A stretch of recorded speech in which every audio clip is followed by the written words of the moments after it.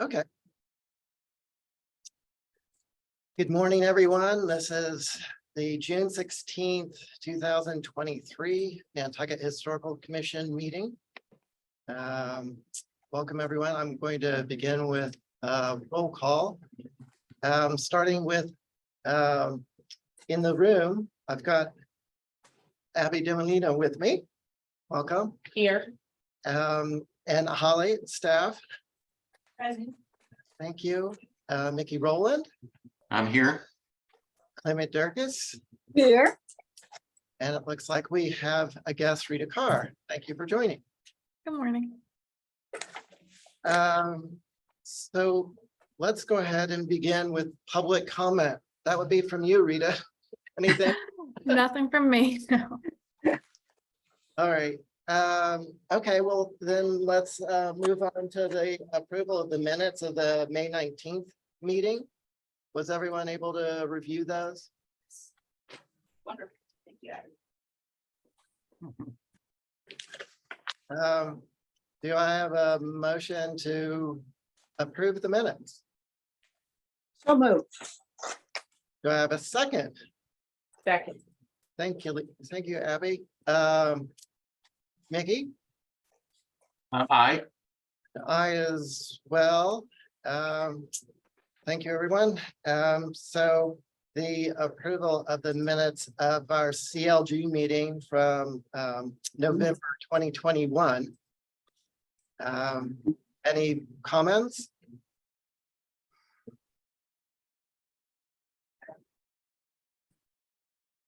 Would anyone like to make a motion to approve? Mr. Chair, before there's a motion, I would just like to mention that really I have nothing to say that this isn't exactly how it was, but I have not reviewed back on YouTube video to see this particular section. As we know, minutes are obviously a synopsis discussion, not verbatim.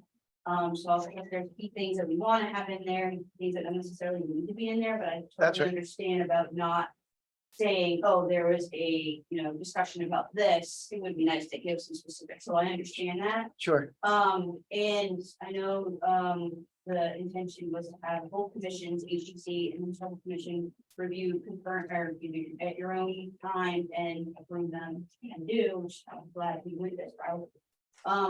And with that, the HGC, has not reviewed these yet. And I was also asked to take a look at the video, so I would like to, if it's possible, to hold off on these. We can do it again, but because that will give me time to just to kind of confirm. And then we can put it on the next month's meeting agenda for that, and then hopefully the HGC is also doing the same thing. Thank you for that, Holly. What's the feeling of the rest of the commission? I mean, I think if we can get the HDC hopefully to commit, then I think it would make sense because that way we can say it's all done concurrently. But I don't know, Holly, maybe we might need her assistance in like being like, okay, but you guys, Right, so. you know, On that end, since obviously staff liaison to both, and the chairs wanted me to just confirm that they didn't have a chance to do that. I thought it'd be best to do that, because I based it on the information provided. So I have not, quote unquote, taken that change and vetted it against the YouTube, and I'd like to do that and give the opportunity to say, okay, here commissions, here it is. This is what would be the best for you guys too. And it might be the same, it might not have any changes, but I'd like to have that opportunity. That's my request. Well, I think since they did request it at the last meeting that we should follow through.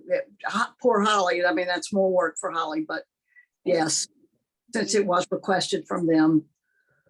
yeah, we will- that's a good point, Clement, because then Holly, you can obviously have the follow-up and be like, hey, you guys requested I watch a video, I watched the video, this is what happened, please review the minutes, and then it's kind of like a natural seg. So I think that, I mean, that makes sense to me if everyone else agrees. Mickey, how do you feel? Yeah, no, I agree with that. There's no real rush, I don't think. well, again, these are November 21, so it's been a year and a half or however long. Well, So- those minutes. I uh, agree, I agree, it's been too long, but on the other hand, this is, that it is kind of the joint between the two It- commissions, so, It is a joint, but we each commission needs to approve the minute, so there's nothing that we're doing to keep the HDC from making any comments, accepting or not accepting or editing on our decision. So, and also there, it's not as though we're going to vote when they vote, because no, they've got to go ahead and vote when they bring it up.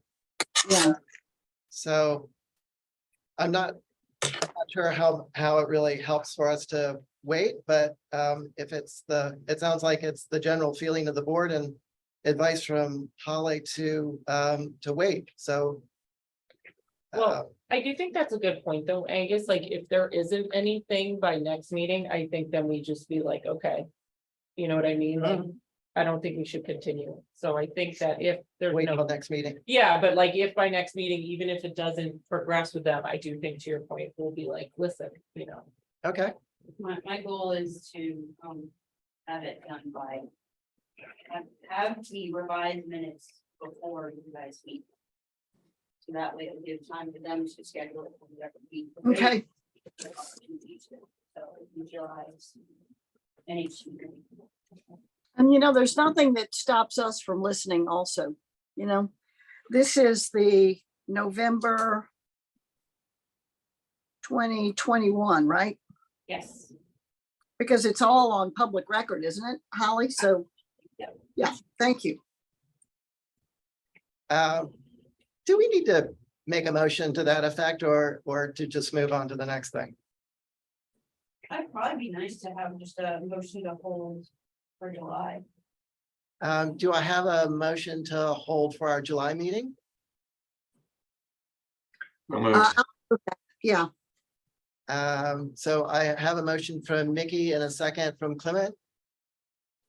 Abby and I as well. So we'll save this for our next meeting. All right, outcomes and follow-up for the from the CLG meeting.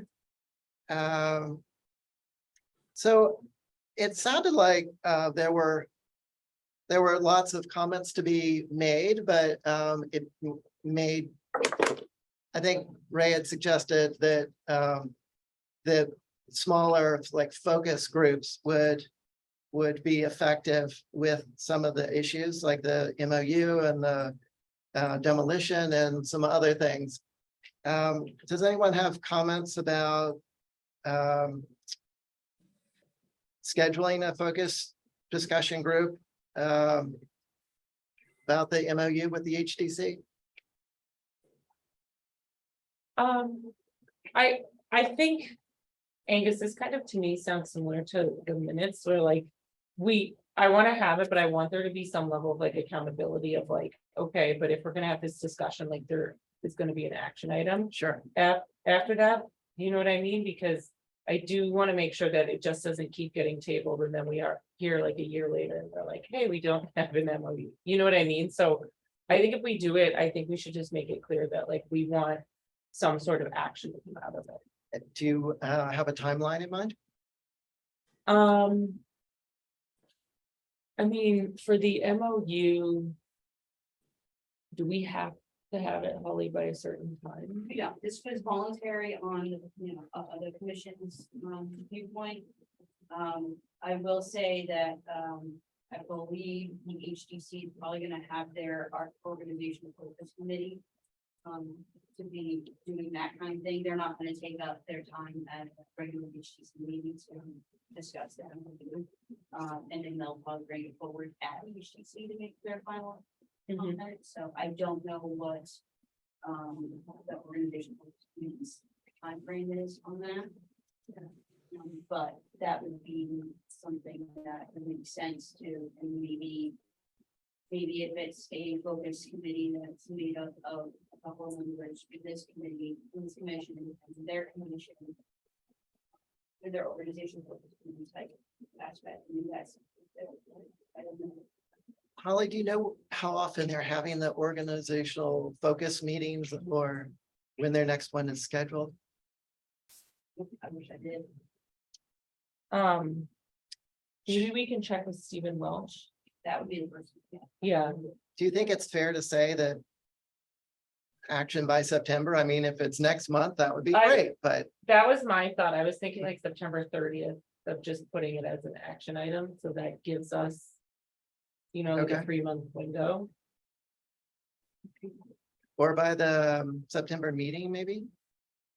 That, Because that's 3 weeks into September. yeah, so then that makes sense. Does that sound good? Mm-hmm. Yes, Does. I mean, I hate to be the person that says I'm really busy, but I'm busy until maybe middle of August. So I've got to get through a few things and then I'll be able to focus Sure. and look forward to that. Again, I guess probably the same thing will apply to the sort of a group training session with Ben Doherty about policies and practices around demolition and partial demolition. I wanted to kind of mention on this, so Jen is aware of an APC. We just actually got a contract finalized. That's in works to be official. And they're gonna be starting July, August. And then they will obviously be this on Nantucket in October with a final report in December. Is their time frame, and this type of topic, first, I don't know if everybody is aware that NAPC, National Lands Preservation Commissions, works with SHPOs, State Historic Preservation Office, which in this case is MHC. So there is a dialogue within that realm. As a matter of fact, a former staff member at MHC who sat in Jen's shoes was also a trainer with NAPC. So you know that combination there. And my point here is I'm glad to see this as a point of interest by both commissions.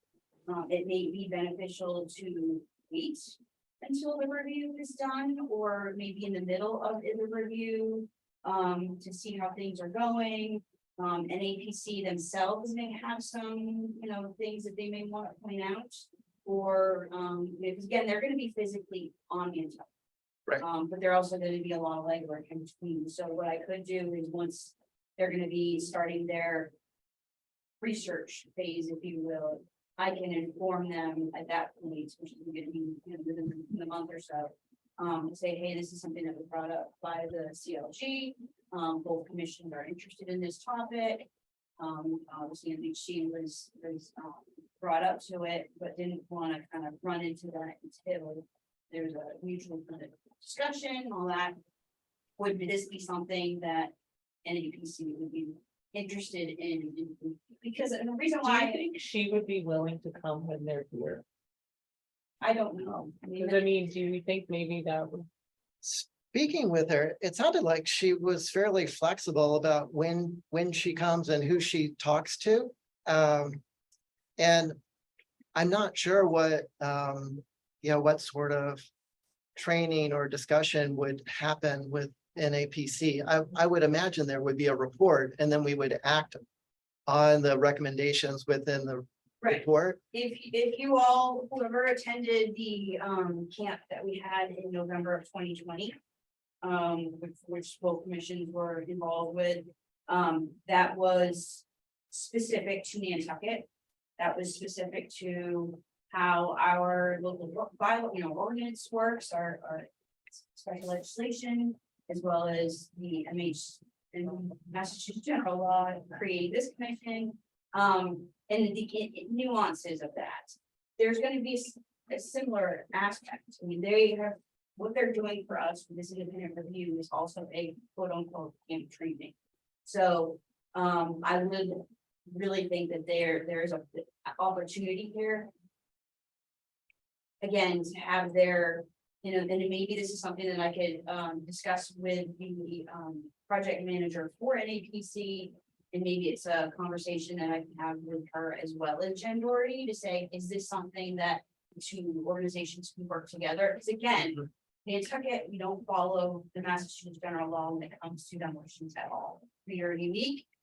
And there's maybe that's kind of the focus of the discussion is where that uniqueness is, what does that mean? Right. Because we don't follow the typical flow. So that was just my rationale of thinking that this could be a point of collaboration with NBC and their experts. What do you think, Abby?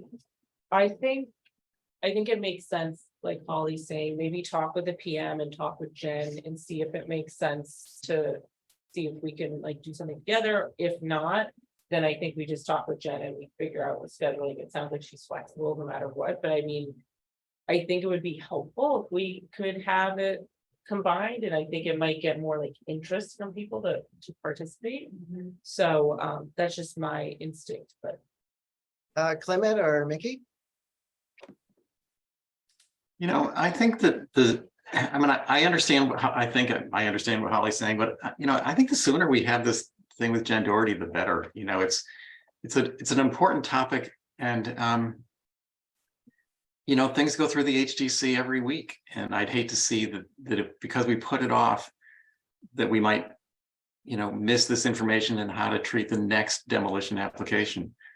So is it important that it waits till, you know, the other, you know, issues are being dealt with?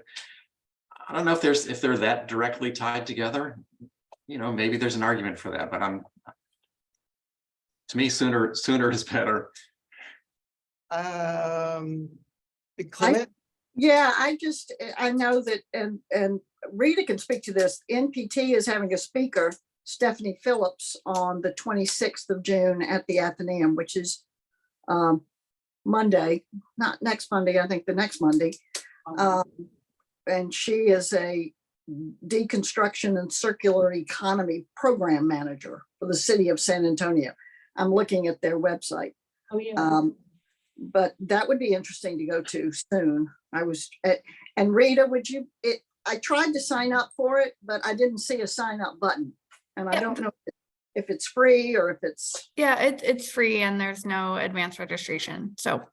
Okay, thank you. I think that sounds interesting, and that would be, and then obviously we want to hear from Jen. I'm sure that every state is different on their, on how they handle these events. So it'd be good to hear what Massachusetts, I mean, obviously very important to hear what Massachusetts says about the possibilities. Sure. It looks like Georgia's just joined us. Welcome, Georgia. Can you hear us? You're muted. I don't know if you can hear us.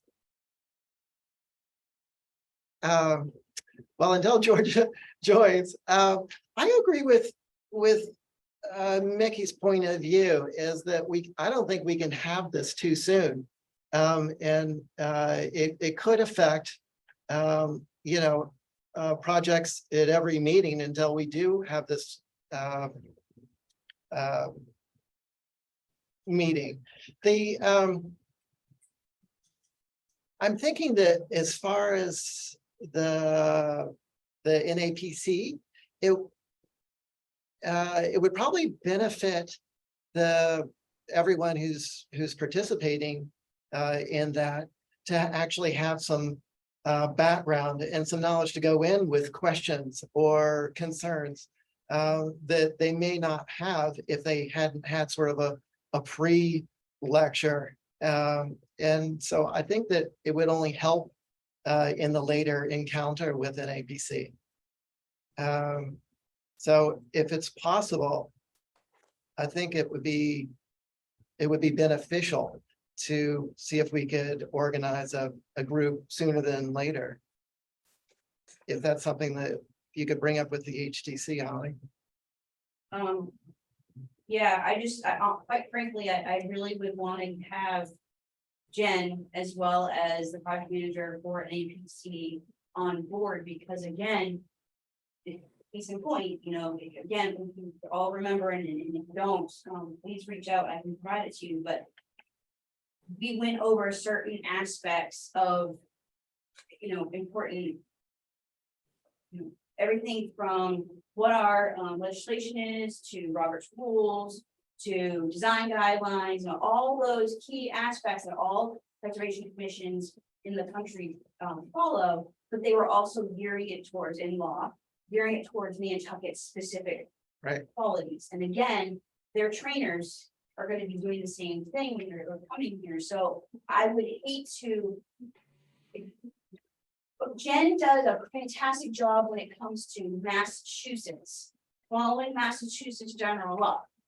We don't follow it when it comes to demolitions. So again, that's where them working together. So I'd rather, and I get it, but I'd rather have the conversation with Jen and NAPC's project manager to see if that is something they can work in. Maybe Jen can say, well, maybe we can do it here and have her.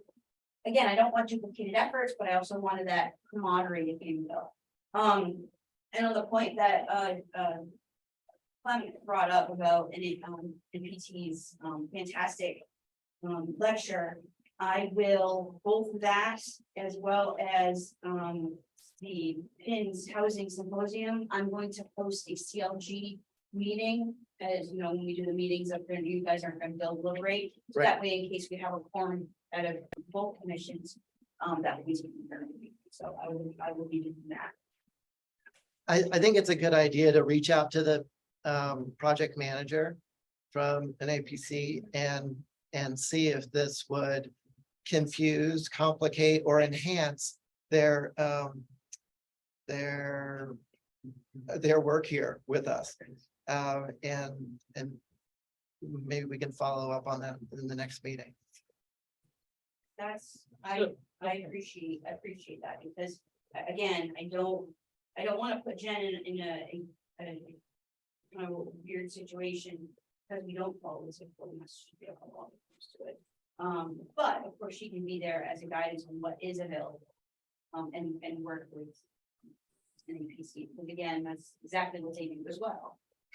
Right. It's, I mean, we don't want everyone to be trained the wrong way, right, right. but it is Massachusetts, and it would probably be a good point of departure. So I will make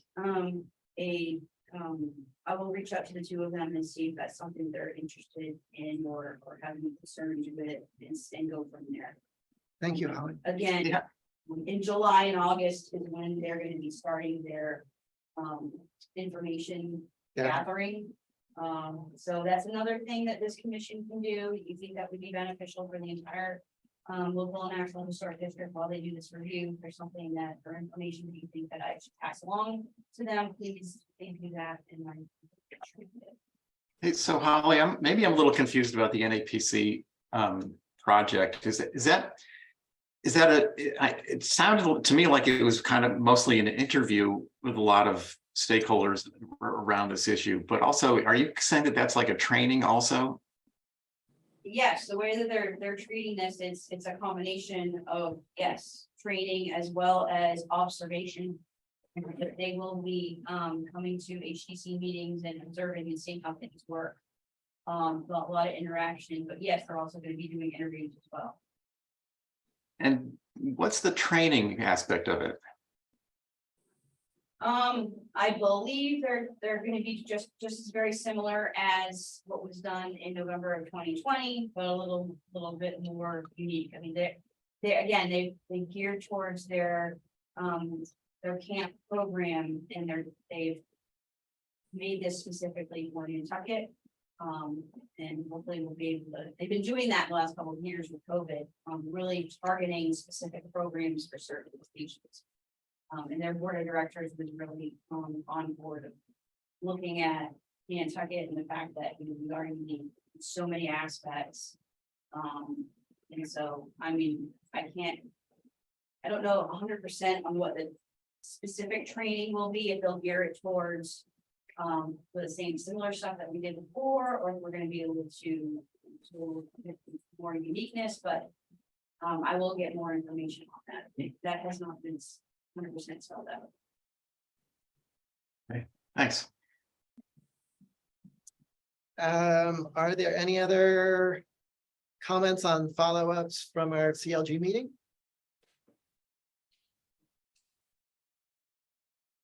All right, well, let's move on to our main event. The our surveying and Holly, do you want to give us an update on that? Yes, so you all received the 19, I believe there was in the first batch of Grant Point survey forms.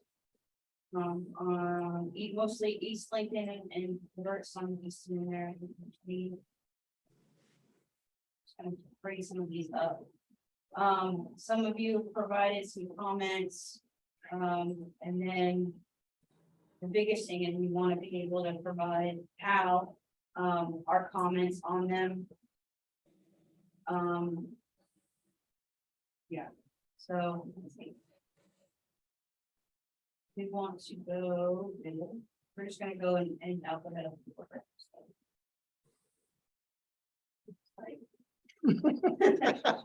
Doesn't that say it all? I couldn't find anything of issue on that one. Bear with you guys. There was something that applies to really all of them in this batch that was different from the fish lots. And that was the historic photos were so helpful to sort of see, you know, what the point of departure was Okay. with the houses. There were, you know, very early photographs, so you could make sense of what was the original structure and what had changed, if anything, afterwards. And there, except for one old clipping of something from East Lincoln, there really weren't any historic photos with these. Okay. I actually reached out to Pal, and Jenny wasn't there, but I spoke with Erin, Okay. and she said that this was different because they couldn't go to the NHA and get readily available photographs just because of the relatively newness of the construction, meaning, you know, instead of 18th, 19th century, it's more 20th, 21st century. But if at all possible, I think that would really be helpful. And so I asked if they had reached out to MPT. And they said they could, but I said, well, we'll probably have a representative from there today. So Rita, not to put you on the hot seat, but do you think that there are any resources that are available to bolster these Form Bs with photographs?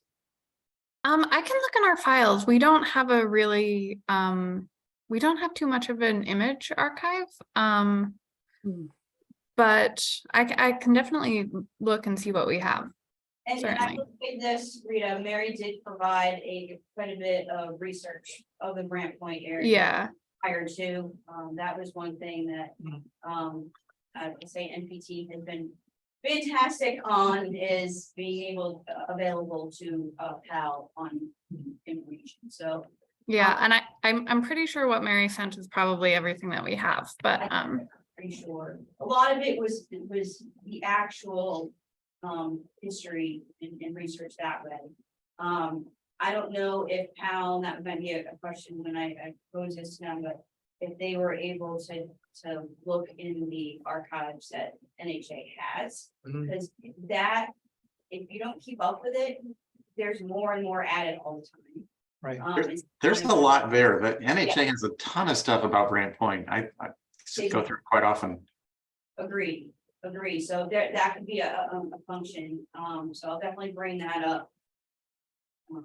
See if that's something that can be done. And not just that too. The Sanborn maps are helpful. I know Sanborn maps don't go all of Grant Point and they may not necessarily go to this section. It's more or less along Easton that you'll see them. So there's only going to be certain properties with this whole Grant Point area that they're going to be able to get Sanborn maps. But if that's something that they can, I think that would. That's a good point, Holly. You know, if we can get 3D, you know, photographs, that would be great. But if nothing else, a Sanborn aerial would at least give us an original footprint. Mhm. So anyway, One thing, that I don't want to take away from Abby, but Abby emailed me and I agree with her on this 100% is there's some a little bit of an inconsistency in wordsmithing. Where we have a summer residence, versus seasonal residence, you know, we want to kind of have that language consistent. consistent. So that was something. Yeah, that was just minor thing I flagged, because I saw it going back and forth, and then I was trying to, like, at first I was like, oh, maybe they just did it for this section, but then. I think it was just different people must have been writing it, That's a possibility. because Right, what, because different then, styles. well, like, you'd be on Easton and like 5 of them would have it one way versus the other, and I just felt like. Whichever we choose, just keep it the same, very minor, but it's one thing I did. So in this one later, further down, there's a mention of the builder being Elmore Swain. But then up here it says unknown. I agree with you on that. The information in Elmore Swain was very well known of building in this era. That's a little typo. Oh, okay. Oh, yep, I see that. And a lot of this, there's a lot of information that I know. This is so much more than the architecture. The stories about these people is fascinating. I know, I thought it was really interesting. It's added so much dimension to my ideas about Brant Point. And on Elmore Swain in general, I don't know if anybody has done a little bit of their research on it, but, you know, there's an Nantucket or two, and that would be actually one of my comments is we can dive a little bit more into him in general. Just like how we've had that done for Charles H. Robbins, different era, but similar type of you know, prominent or well-known person on Nantucket. That should be emphasized, and the fact that you can connect a lot of these architecture together with those people. Right, and the people who show up repeatedly in the Yes. different buildings surveys, then, you know, then it just, once you write it, then it's a boilerplate. Right, Um, and you guys know that the boilerplate, the bibliography is boilerplate across the board. But yeah, we got more contemporary photos. Yeah. So that's the one Yeah. historic, and I think MBD probably provided that. More than likely. But yeah, he was building at the same time my great grandfather was, so like a lot of these structures that. I'm either told, oh, it's either Mr. Swain or. Possibly Elmore Taylor or not Elmore, yeah. Elmore Taylor. Mhm. Elmore, that one used to be a popular name. Yeah. Then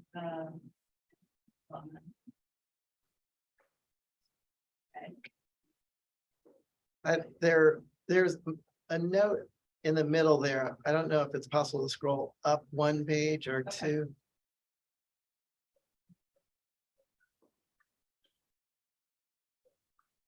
oh, yeah, Oh, okay, Yes. this was just a reference to Yes. the, what was above. And then another typo. and this is the point about Elmore and really kind of emphasizing that he was a contractor and built more of this cluster of an area. Because this is another era that we've seen go and we Right. obviously need to protect, so. I think that's all of it on that one.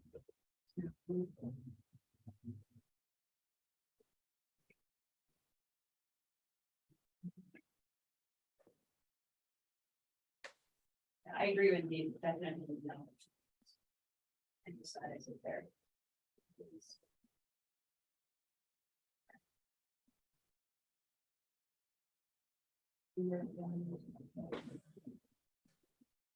I think the same copy had been used over, so the same edit applies. This one only had. That's consistent.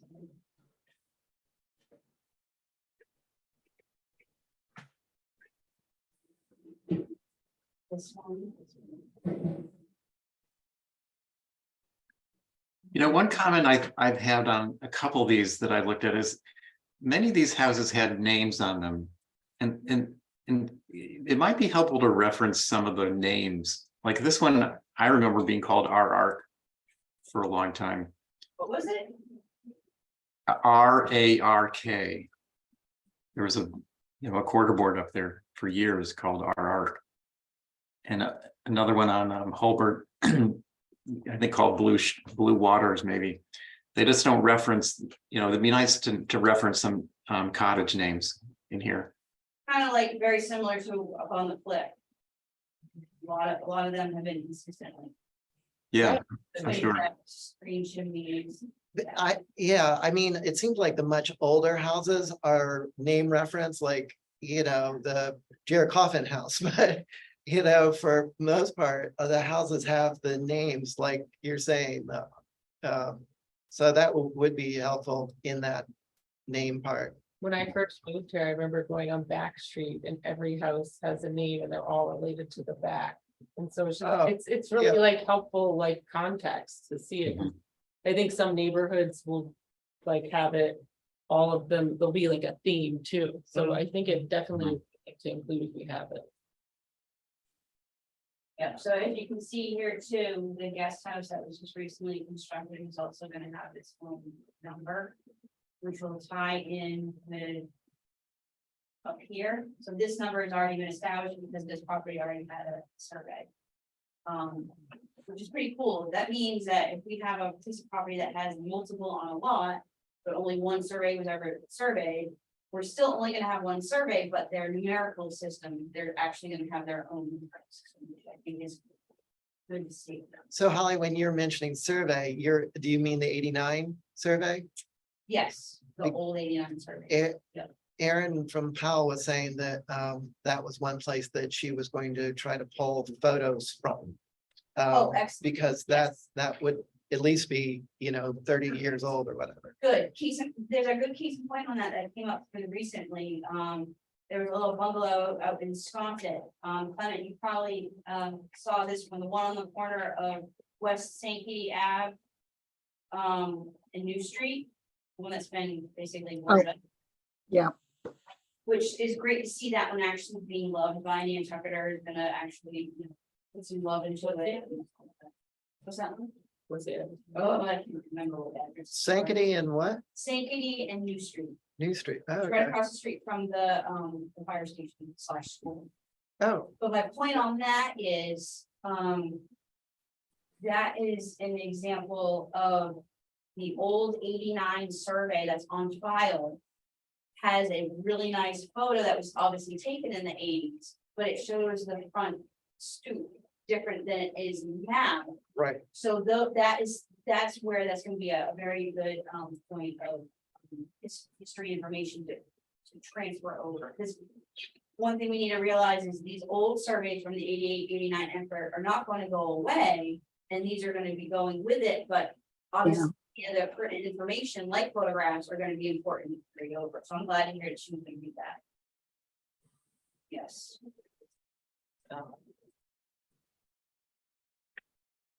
As we go through these, Abby or Mickey or Clement, if you see any, in reviewing them, if you saw anything, please bring them up that I like boldly put a thumbs up on. No, I'm glad you did all this. I guess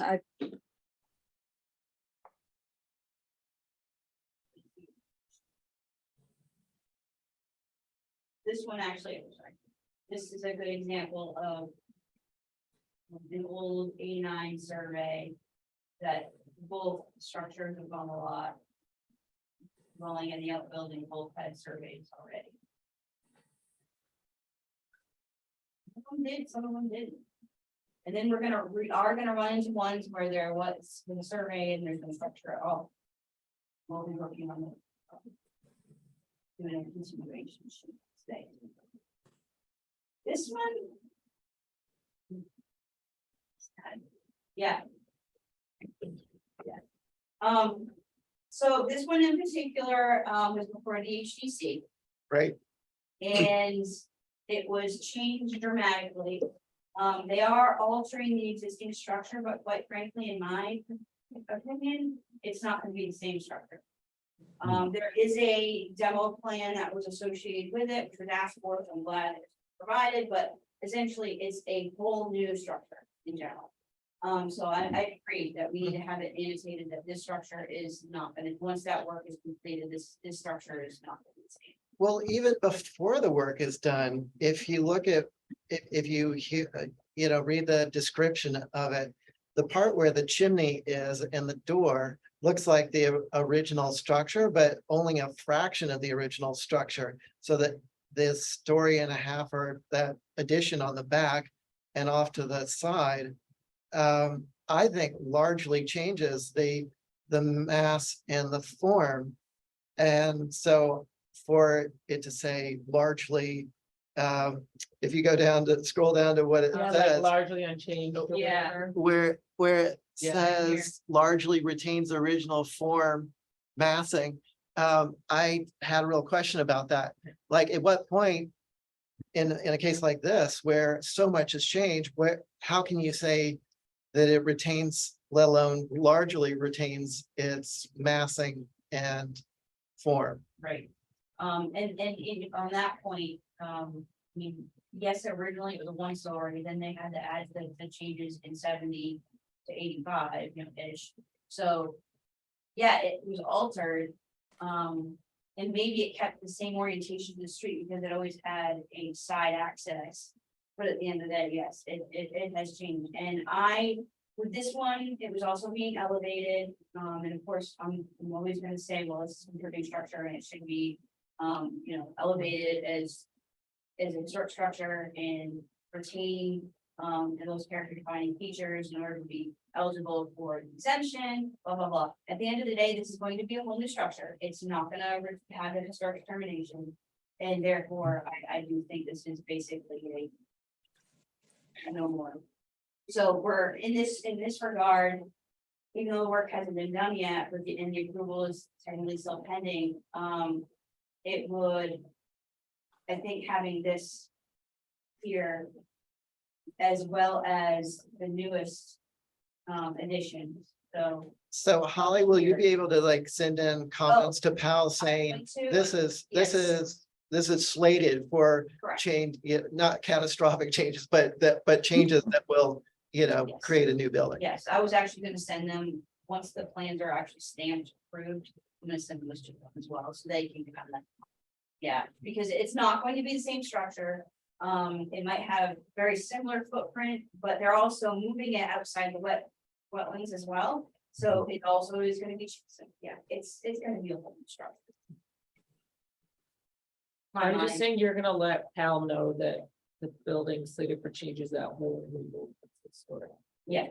Yes, so I think in that regard, I don't know what the methodology is for that, because this is ongoing survey work, but we also know there's ongoing changes that are gonna take place. Mhm. I don't know what we would do in that regards. They might say, we're gonna do a continuation sheet at the end to say, as of this date, it's been proved to be no more. Right. But I'll let you know. What they say on that.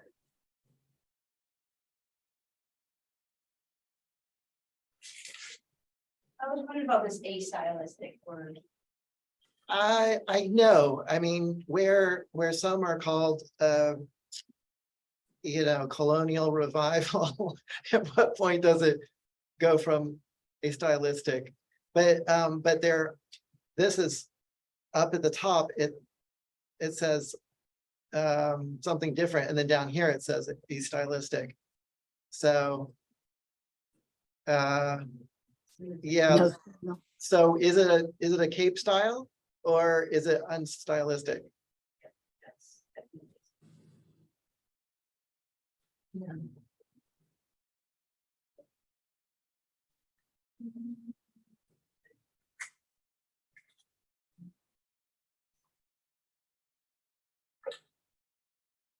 And this is also making me wonder with the Elmore Swain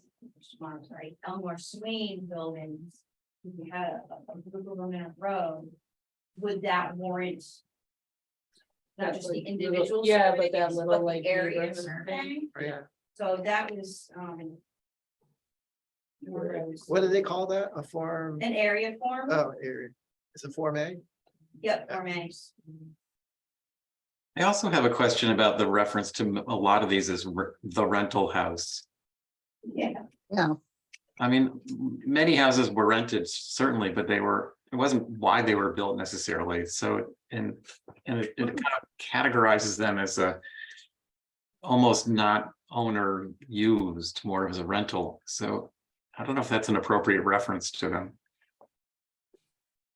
Well, some of them were, that's where we would want to be, make sure it's specific. Some of them were built for that purpose. To be I'm sure that's true, but I mean, everybody in Brant Point rented their house and or most of them did at least, but I don't know. I didn't look at all of them, but a lot of them seem to have that reference of rental house. And how did they come up with that? well, it's just a bad name right now with all of the rental. Yeah, But Right. like a that's four letter what word. it is, but that's when we remind people that Mhm. rentals have been happening since the 1860s after the end of the whaling era. So- Yeah, Right, as long as we've had tourism, we've had short-term rentals. Mhm. And then Austin and Elizabeth Fryer, there's been a few of them. They had, Yeah, they had the other one, yeah, 25, yeah, 25. so they had this one in. Yeah, I mean, this is pretty cool, this shows that, it has. This has some alterations, some people think that, oh, well, but it's contributing, so we can, but not necessarily. So everything that's highlighted in this in yellow are all the alterations to it. So again, for it to say largely retains its original form and massing is confusing. well, because then they prove it wrong right underneath it, Well, I think it goes back to what you brought up about consistency. It's like, Mm. there just needs to be some definition of like, when does it go from retaining it to not? Because So what Aaron was saying was that if the original form, like let's say that it was just a simple gable, if that simple gable structure is still the same orientation and massing and form, then that actually in their book counts. But once you double the size of that box or, have an L that changes the overall footprint, then I don't think that you can still say that it's the same form and massing, because the massing has changed dramatically. yeah. I don't disagree, because I mean, to your point, like, it's this, but now it's dubbed, like, or if it's not even the same shape. Right, if the original shape is obstructed or covered or consumed by additions, then you no longer have, I don't think you have the form and massing of the original structure. It may have the original style, but not the massing. Mhm. Right. Yeah, you might check some of the boxes, but maybe not all of them. Right.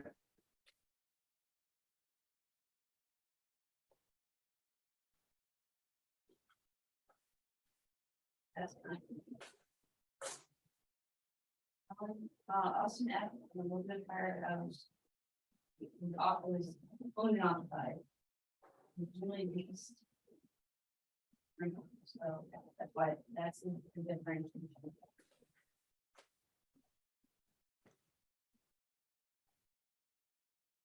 Yeah. It would be nice to know exactly the fact that they're outlining, okay, here's an addition off the main block. Oh, here's a story and a half addition off the north side wing. Oh, here's a addition off the north. 1.5 addition to the side wing, addition to the gable dormer. Yeah, what exactly is original fabric from the 60s? I did a lot of work on this house for at least one owner, maybe even twice. And I think most of what you're seeing, at least in this photograph, those masses were there back then. Okay, And that would have been probably 94 to 2000 Okay, here, maybe even later. So yes, it certainly had additions, probably a lot in the back. that's what I was wondering. Yeah, That might be a reason why they're saying that it retains its orientation and massing the same. Right. If the Yep. additions have been just specifically on the back.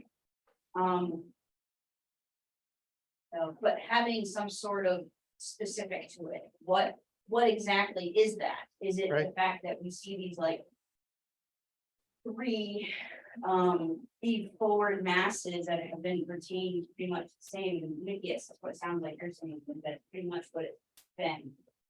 I think, as I recall, and the sandboard maps would be really helpful to parse that out.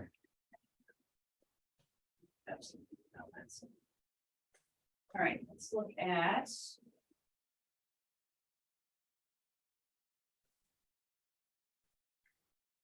Oh, I love this one. Yeah. This one's used as an example. Look at these windows. Yeah, fenestration has changed slightly. Yeah, I was looking at that, it's like, this doesn't look very, Mhm.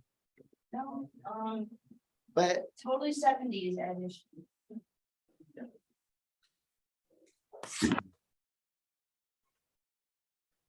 yeah, so again, it's a stylistic somewhere and then colonial revival somewhere else. yeah, I think there's some consistency issues we just probably. And then this was just a type of thing.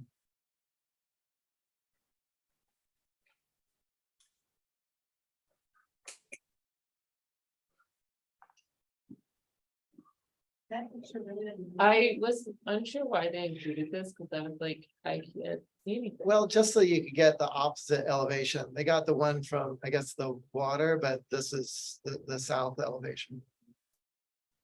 And this one was there.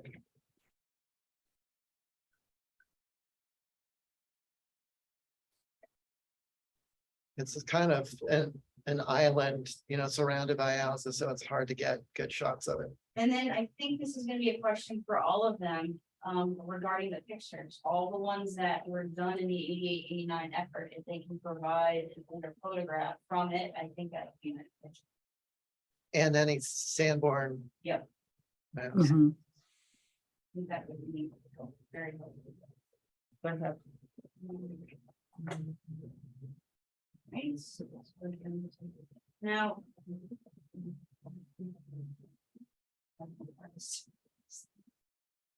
You're doing a great job, Holly. Thank you. I tried to send it all in one and it was like 6 attempts and an hour later. And it's like, Fine. Nikki, I have that photo you sent me for 11. See if I can-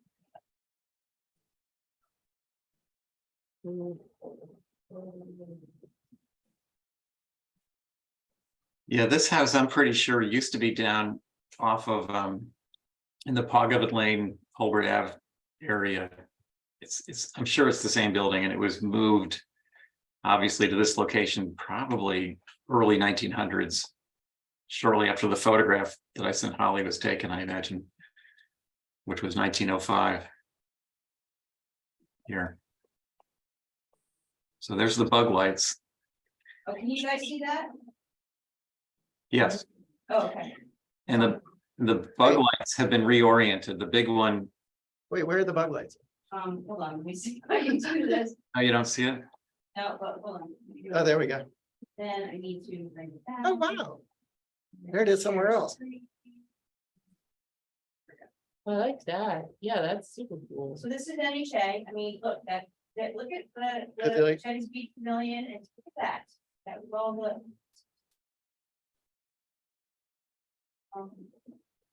There's the bug light. So you're saying it's this one? It's off to, the one on the left.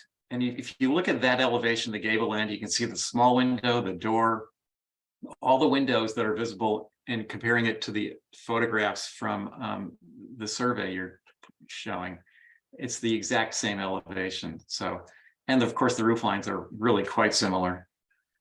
So I saw that many years ago because our family cottage is like practically right next door to that. And This elevation. Can you see that? Right. I don't see it, but Okay, hold on, I was gonna bring the survey back up, now I get what you were saying, it's. That gable end right there. Right? yeah, let's go down lower and there's a better picture of showing even more of the fenestration on that. If you go to the bottom of that survey. There, that shows you, and you can see that little tiny window, you get a glimpse of it, it's in the shadow, there it is. So I'm sure it's the same building. Oh, right. Moved. Yeah. But it'd be nice to see if we can find when.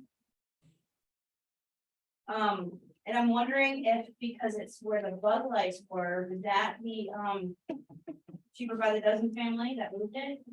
Well, probably not. You see, if you read the biography on this building, and it talks about this guy Flood, I think, that had bought it from the Coast Guard or from the federal government.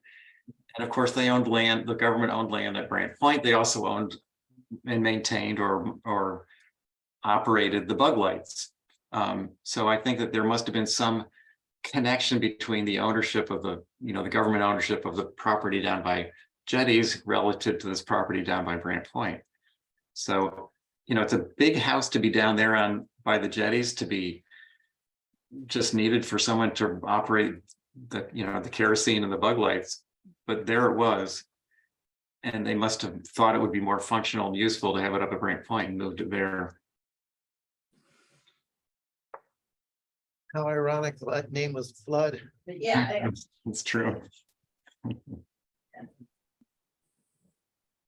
Now, this was another thing, is that they kept saying, bound by the Atlantic Ocean, and there's the harbor, and then there's the sound, and then there's the ocean. So is there a reason that Like, yeah, they're referring to the water along Holbert Avenue as the ocean? yeah, no, I agree with that. Definitely should not be at the Atlantic Ocean. Mhm. That would be too confusing. There was also, it will come to it, but on Holbert Avenue, they were saying 6 blocks from Nantucket Harbor. I mean, I think they're thinking of like the dock being, like the town pier being Nantucket Harbor, but Right? Let's go back here. Colbert.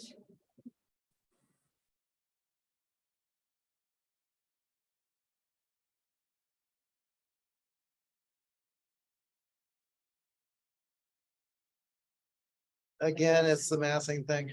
I'm putting that as just like a question, Polly, that. A little typo after house was in something that wasn't supposed to be there. I mean, and that's kind of the biggest aspect of all, anytime a structure for the historic district commission is wanting to make sure it retains its original form orientation and masking, but including in that our character defining features. So Right. if you're altering it. you're retaining it. Yeah, so The continuation of that map of, and then you go down to where it continues, it doesn't map up, depicts the dwelling. So something's, it'd be nice to have the map. That's what I was thinking. You mentioned the map, where is the map? right. Oh, and this guy, that's been redone. It still has the sticker. Okay.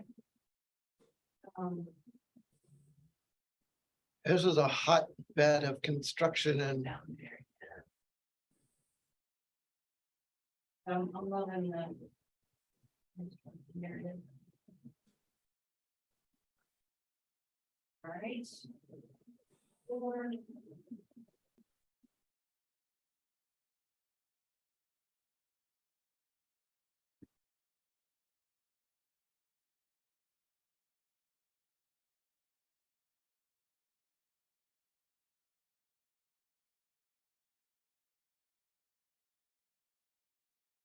Yeah, you know that.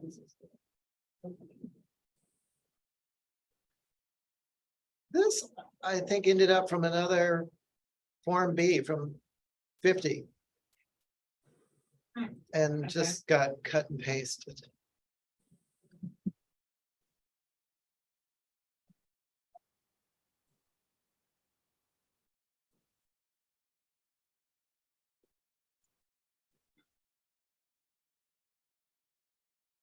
Yeah, that was one of the things when I saw them kept them, you need some historic. pictures.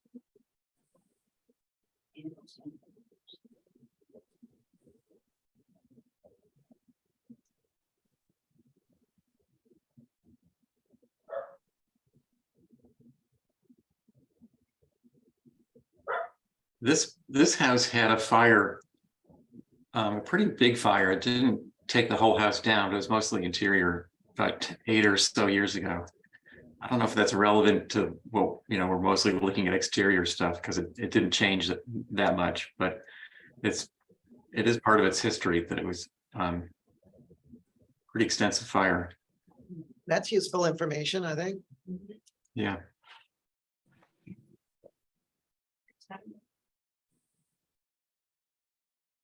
And I'm wondering, I gotta look again, but one of these, and Mary brought it to my attention, has an old preservation restriction. I think, yeah, one that they don't. But I know it's a property that on the ocean, and it might be this. I don't know. Well, I mean, what do you mean by, once a residential restriction is put on, it stays with the property. Yeah, I think it predated NPT. That's what I'm saying. I don't know. At that time, it would have been either, what is now. Antiquity, whatever, I can remember this, the acronym for them that holds 34 Westchester Street, Richard Gardner. Yeah, Holly, I think this, the one you're talking about is actually held by the NHA. Oh, and NHA, okay, see. Yeah. I knew it was. Are you freezing it? It wasn't I'm with fine you with that. guys, but I knew it was over. Okay. But I don't know if it's for this property or not. I know it's a corner lot. So.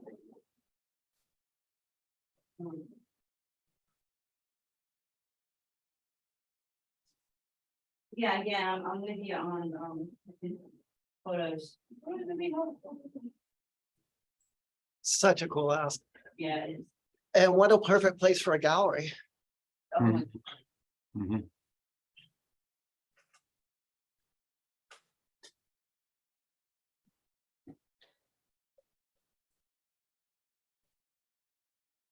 In any event, if there's preservation restriction now, typically they show up on the survey.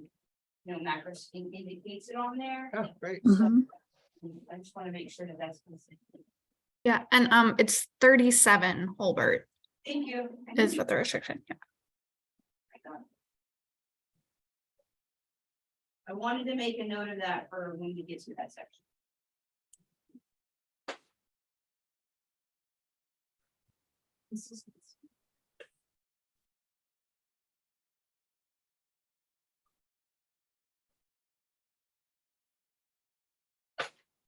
The social history that is coming up in these are awesome.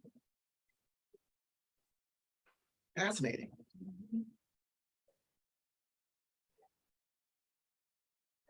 I love shed dormers, like.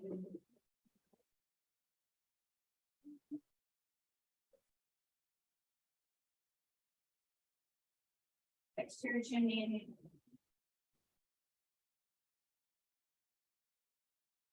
So this one will also, this will also have another number. I think that's all of them.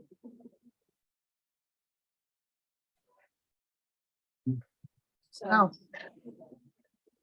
Little journey. For the most part, it's about making sure we have the consistency of wording and location. Photos, even if they were done from the 80s. Survey effort and standpoint. So. I'm so happy to see these. Well, we've got some feedback for them. Yes. And then we will be receiving batch 2 shortly. Like, it was scheduled for today, right? But it'll happen sometime soon. If I don't Yep. get it today, it'll probably be on Monday or Tuesday. But I will send them to the commission as soon as they're received. Thank you. Yeah, okay. Other staff updates. So Abby and I, and Mary, presented to NARAB on 7th. They had Yep. it this year, at Fairgrounds. There was probably about 20 people there. And thank you, Clement and Wisconsin Trust, for providing your Building Wisconsin minds. They were Happy to do so. They were, ecstatic. yeah, They were like, we get to keep these, what? Yeah. So they were very, very appreciative of that. I think this time around, it was a very robust, conversation, it was very informal as far as, not having, okay, now it's time for comments. It was throughout the entire presentation as well. I think it went well. Feedback was great. It was really nice. And I think we did a good job of emphasizing Nantucket's significance, and that, just because you might be listing a structure that was built in the 50s and 60s, doesn't mean it's not historic. And that was, I think, one of the biggest takeaways. So yeah, there wasn't, I think it really, really went well. And I think they realized that we're here as a resource. I've also, since then, received a couple emails from a couple of them. Wow. Saying, hey, I got a question on this, I got a question on that. Great. So that's good. Getting them, one of the things I did on the PowerPoint was to show specifically how one would go through and finding a macro survey through the town's website. And that our goal through our survey work is to have all these triangles on the website, on the GIS. So there's that, but also showing them how they can get to the current ones and through macros. So yeah, I think what do you think, Abby? I thought it went really well. The group was really engaged. There were a lot of really good questions, as Holly said. Like, I didn't feel like some sort of training for them, but people were really interested and engaged. They asked great questions. Holly, you did bring up, somebody was like, oh, I thought it was 1955, and Holly was like, no, it's 1975. So it was just like bringing awareness. But I think people were just happy, like they had good questions. They, like she said, Clement, they loved the free books. They're very excited about that. But I think it was just good because people were engaged, they were interested. And so I think we should definitely make sure to continue to do it. And I mean, I think what we've talked about is even the more we can put online and also just like additional resource, I think they would be happy to use it and they would be really engaged. So that would be the only thing I would add, that like, if we talk about eventually putting building with Nantucket in mind, like putting that all online, I think they would be proponents of using it, talking about it and stuff like that. So As far as being updated. Yeah. But one thing that was key was getting them to understand that, and through Isabel, the lady who is the person who gives them their credits. She's always happy for us to bring the selling historic houses curriculum to Nantucket's level. Because she's like, this, you guys are the expertise. But it was nice for her to basically say, it's important to list, when you've got an existing structure, the period that it was built and the type of architecture that it is. She said, the worst thing I hate seeing is a historic structure being listed and it not indicating the type of architecture. So it was nice to hear her say that and get them to realize, yeah, it's important to appropriately advertise. But I think too is getting them to understand, and I think there's maybe some little messages by all three of us that they are the eyes and ears. They are the first, I guess, line of defense, if you will, when it comes to educating potential property owners, buyers of of Nantucket, that you're buying in the entire island being a historic sector. Just because you might not be buying a historic structure, guess what? You're still located in a historic district. Because I did mention that. I said, we've had phone calls in the plus office, you know, oh, well, I'm not in the old historic district, but yes, you're in the historic district. So that education component, that it's very important for them to emphasize that and not necessarily say, just because, you know, you can max it out, doesn't that necessarily mean that you can. Max doing that. So, yeah, no, it was cool. It sounds like a good, another success, and it makes sense to just keep going with it. I So, agree for sure. I think they were really supportive. I thought it was good. And like I said, I think if we do stuff on the website, we should make sure to publicize it to them. And like, I think they would just be another avenue of just like making sure people are aware because, you know, obviously with like the home buying business, like a lot of that's online. So I think it'd be great to. One of the things that was also brought up, obviously, was tax credits. And so preservation restrictions. And, you know, I think as well as reminding them that it's important to notate on their MLS listing that there is a restriction, if there is one on there. And, you know, I was trying to get them to understand that just because there may be, whether a preservation or conservation restriction on a property doesn't include it from, you know, not being able to do things, that not all of those restrictions restrict you from doing things, that Anything, there's right. site specific, that There- the entire structure, I know some that are just for the outside, like a garden, so they're all different, they're all unique, but there's reasons for it. And it shouldn't be as a deterrent for people. Just because a property may have a professional restriction. I'm hoping that conversation will change, but the historic tax credits too, there's a couple of them that were right in there. Oh, Yeah. okay, Good. pretty cool, so. Yeah. Having had multiple presentations, are you finding that they're like repeat viewers, customers? Are they like spreading the word, word of mouth? I mean, do you think that we're building since we're doing this year after year? I think there was a couple of the realtors that were there this year that were there last year.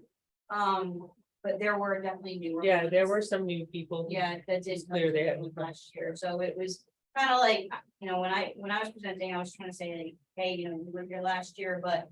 You might see or hear some additional information that it's not gonna be all repetitive. And that was one of the things from talking to Laura in the beginning, she couldn't be there until kind of late. But Mary came up to meet us and thanked us for being there. Is trying to do a little bit of tweak each year. You know, for instance, Yeah. this year, trying to talk a little bit more on the survey effort and how important understanding, you know, that we want to see the dates of a structure, not just listed in MLS listing, but also when they go before the HDC. That's my biggest pet peeve of seeing this. Well, you know, it's the existing structure, what's the date? I don't care if it's 2005, put it on there. Just get that education. And then there was a great conversation or a question about, well, if my client purchases a structure and they need work done, who should they get? Of course, from the town perspective, we didn't tell them that, but that's what we have NPC to, you know, recommend who would actually understand how to do this work. So it was really. Yeah, I forgot. That was a good question. And we said, you can ask any of us, but we'll all refer you back to Yes. Mary, who has the list. Yeah. But we said, like, it's fine to reach out to anyone. We'll just Yeah. forward them back. Really good, and I would like to, it sounds like June is their thing every year. So I'll probably ask Laura if she can kind of keep us posted a little sooner than the way we did it this year, because we're kind of. Yeah, it seems like it came up like It's real instantly. quick, yeah, but looking back at it, June was the month last year, June this year, so it seems like June is the thing.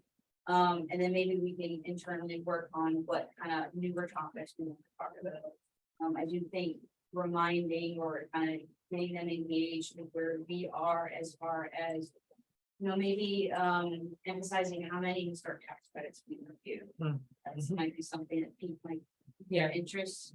And of course, not MHC, but Preservation Mass is a good source of information. I did also mention the Preservation Action, the national nonprofit that really is the one that pushes Congress, the legislatures on, you know, allocating a lot of money for preservation and looking at tax credits, whether changing it from, you know, income producing or not, and if that's being pushed at the state level as well, so maybe we'll see some changes there. We did bring up briefly about the revolving fund, that it's something that this commission wants to do. You know, it's gonna be a slow process, but we wanna be able to have a mechanism for people to have funding for their. So, no, it was good, very good. Excellent. The mass DP deconstruction work group.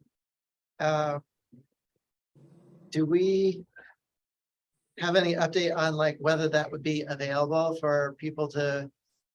So I was signed up as You? well, and there's a few of you that also signed up and watched. I couldn't watch it, unfortunately, I was in another meeting, but I emailed them and asked. If, or are they gonna be sending that out? Are they gonna Yep. send the video and the PowerPoint presentation? And I was told, yes, I have not received it yet. So, Well, knowing that it's coming, yes, great. yeah, and as soon as I receive it, I was gonna send it to both commissions, so. Yeah, I know, not only the CLG members, both commissions that were notified to the win. So it also Vince, who's our new sustainability manager. He also attended to it, so he was really excited.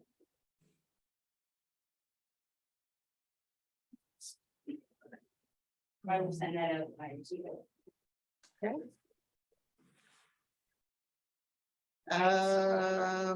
The sidewalk on Center Street. Holly, you had mentioned this, I think, in our last meeting, but a question came up about, you know, what and when and, yeah, about that. I think maybe Georgia had brought it up, of just wanting to know when that work would be completed. And I think you had said that the materials are Yes. being held by the sewer department. So David Gray obviously is the sewer director. He was obviously very engaged with us way in the beginning. Yep. Also with me, while, you know, before we reviewed section 106, and we reviewed section 106, and then now, and that was the reason why he asked Vicky with two hats on, to walk the route, from the sort of First Main, C Street building. Mm. And that was pretty much of you know, because we have approved plans, town has approved plans that were vetted by everybody on what actually needs to be, you know, taken up. And all that material is at DP, or it's not DPW sewer department being protected. That was one of the things that I was really adamant, like, David, you're gonna make sure those are protected. Yes, they're protected. So that's good. They're all categorized. They know exactly what goes with what and what location. When we recently walked with them, it was more or less looking for connectivity from a safety perspective, but also from an aesthetic perspective too. So, and those are what we call add-ons to what has already been appropriated and what's already been, you know, gone through the process. So it sounds like, the consultants, Hazen and or Weston Sampson, I can't remember which one. Hazen's right. Is gonna provide that information to town admin as far as what that additional funding would be, but I know there's been some public outcries on the status of Lily Street, like, oh my gosh, look at this. That's not what it's going to look like when the whole entire project is completed. And of course, they can't work on it right now in the middle of summer. I don't know what the initial time frame is, but I'm assuming David can look into when that will be. And more than likely he'll probably be asking to assist. There are going to be some locations, one of the things that we were talking about along Lily Street in general is there are some properties where there's existing sidewalk and then there's nothing, so there's grass. Well, that property owner would like to have the continuation of the sidewalk in front, so I offer a sidewalk, okay. So that's obviously something that they would do. Then you also have right next door, well, this asphalt apron that's there, I would like to have it brick. Of course, explaining that is something the HDC would want to review for a COA. So there's gonna be this gray area stuff that they'll be asking to assist. So, but all the other, required stuff that require the COA will go to the HDC at that time. So yes, no freaking out about what Lily Street looks like. So it sounds like things are on hold for the summer, but then in the fall would resume. I was going to say, David's my neighbor, so I periodically see him when we're walking dogs, and I think he indicated sometime in the fall was when they were gonna bring it back, because they just can't do that kind of work. So, and I wanna say Malcolm McNabb asked me the same thing, and I was like, no, I heard that it's the fall at some point. Like, I don't think it's necessarily like September 1st or whatever, but And that I know it should be in the fall. they've been communicating with the property owners on Lily Street. Hmm. So, and I always tell people, if you're a property owner that's, impacted by this work, you get questions, reach out to me. That's, Yeah. he would rather have people reach out to him versus. Writing a letter to the paper. Right, yeah. Mhm. I Okay, think that was pretty good, Mickey, that, that walk that we had was pretty much what could be done in addition to what was already reviewed. and approved. No, it was a really good walk for me for a couple of reasons, because of the, not just the aesthetics that we're talking about here, but also the access and safety of the sidewalks. So there's going to be a lot of, not a lot of, but a number of upgrades to the condition of some of the sidewalks, but retaining the original material as much as it's there, and the curbs, of course. So it was great. It was really good to see the amount of effort and the thoughtfulness they're putting into it. Mickey, are you comfortable with how things are left for the summer? Does that seem as good as it could be? Well, I mean, yeah, they used a lot of asphalt. I mean, they're making it functional. I think aesthetics are just gonna have to wait until so they can do it all properly in the fall. Great. Yeah. Any further comments or updates on that? We can jump into this one, the section 106 review for the Steamship Authority Transfer Bridge replacement. I know you all are just chomping at the bit to comment on that one. Do you? Were there any comments on that? So I do have a follow-up. I think a couple of you had emailed me on a couple of questions. And I just received this map. First off, full disclosure, the gentleman who works for Mass DOT, Kurt from Mass DOT. I went to college with him. He's actually not just a college classmate in the preservation world, but we were good friends. So we were both on the Historic Preservation Society. I was the secretary, I think he was treasurer. We traveled to National Trust Conference. So anyway, I know Kurt.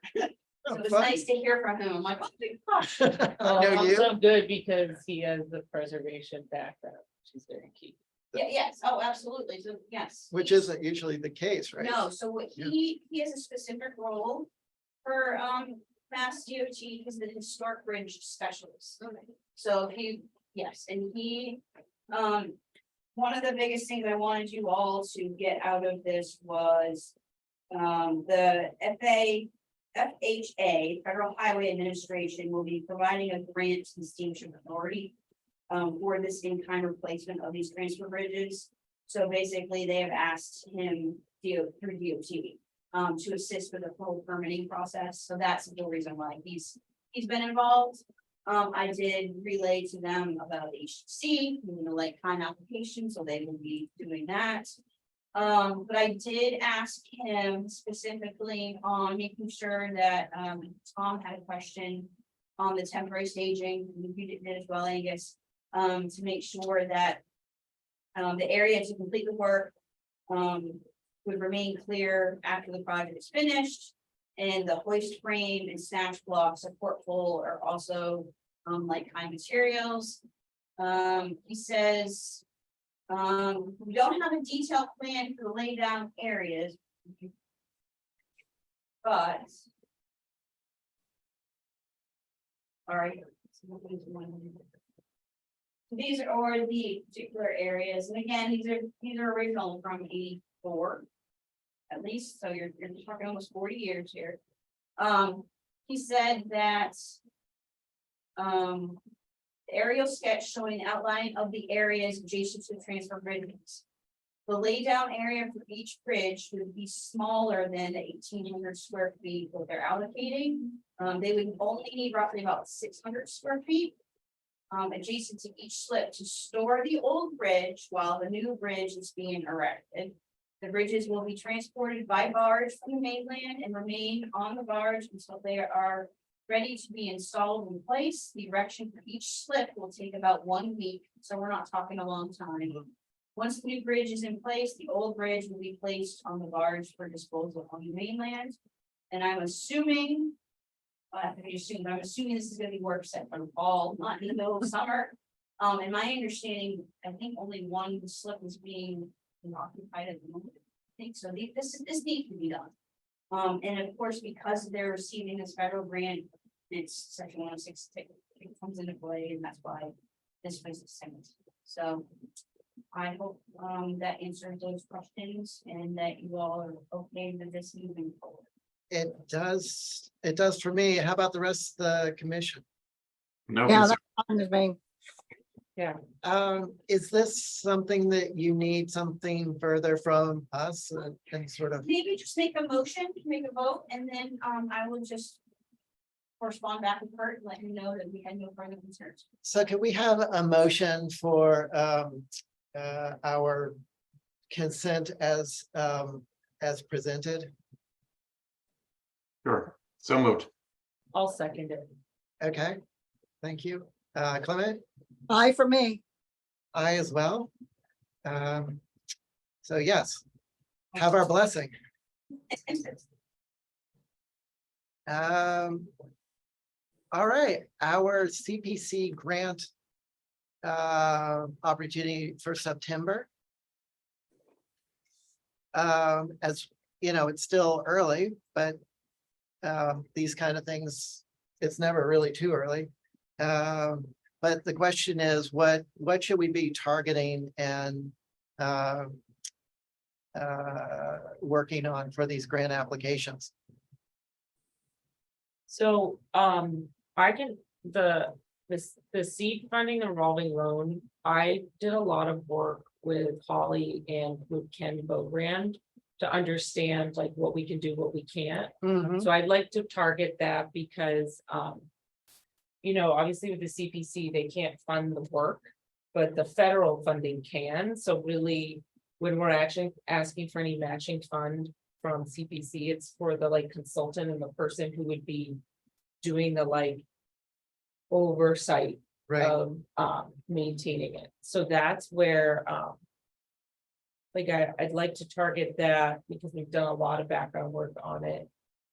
And then Holly and I had also talked about the Holly, I think there was a project you wanted to work on with the structures on the different beaches. Oh, yes, so there's an ongoing, I think I brought this up a couple months back, but there's an ongoing effort with Parks and Rec. That they have a Parks and Rec plan, but they're moving forward and looking specifically at our concession stands. And that the 2 out of the 3 are contributing resources within the OHD, or local districts and national district. Which is the PV and Stearns JP Pavilion, as well as the 1960s little concession stand over at Wilderness Beach. And staff has had discussions with the consultants, Weston and Sampson, on and this, and I will say this right up front, I am not the project manager for this. This is Parks and Rec.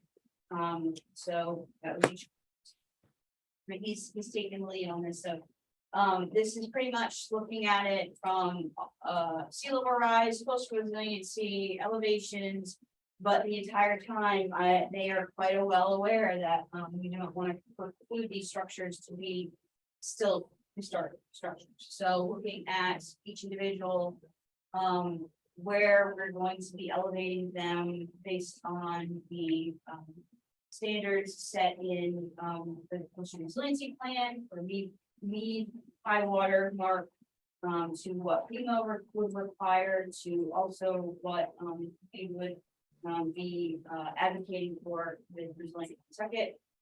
So there's all these different factors, looking at whether or not, these structures will be moved, on site, or would this be just burned, or would this be just, all these different aspects. So with that, I know that they put out a survey fairly quickly. I don't even remember when it was, maybe the end of last year, to kind of get the crux of what the public would be looking at and kind of geared towards what direction it would go. They had about 3 different proposals that they were kind of trying to target.